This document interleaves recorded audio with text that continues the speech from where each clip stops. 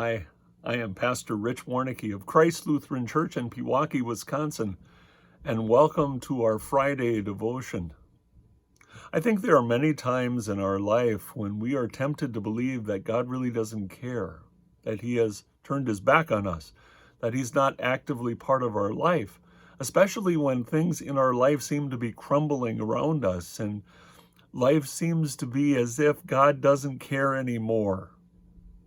Well, God reminds the people of Israel during Isaiah's day of the cry that they were offering to God. Isaiah 49 verse 14 says, "But Zion said," Zion being the people of Israel, "The Lord has forsaken me. The Lord has forgotten me." And they honestly had a legitimate beef because they were being held, many of them, held as captives in the land of Babylon. They had been transported out of Israel and now held as captives of slaves. "What have we done? Why have you forsaken us?" But it's Isaiah who reminds them, and also you and me, that God hasn't. He says in Isaiah 49 verses 15 and 16, he creates a beautiful picture. "Can a mother forget the baby at her breast and have no compassion on the child she has borne? Though she may forget, I will not forget you. See, I have engraved you on the palms of my hands. Your walls are ever before me." Can a mom truly forget about her nursing child? Someone who's connected to her, someone who is getting nourishment from her? Yeah, maybe. Maybe distracted by all the different duties that a mom does. Maybe tired, falling asleep while her baby nurses from her breast. But even though that may happen on a very limited basis, God says, it'll never happen with me, because He's always remembering us. Matter of fact, He has turned His back on His Son rather than on us.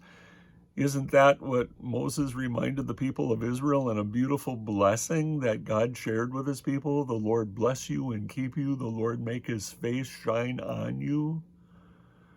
Isaiah said He would be pierced for our transgressions, crushed for our iniquities. The punishment that would bring us peace with God would be upon Him.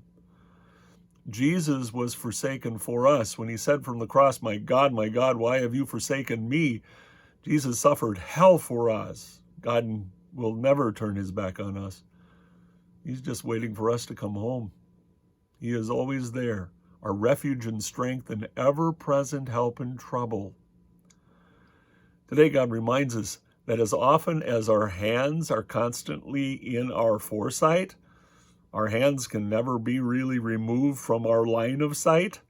They're always there.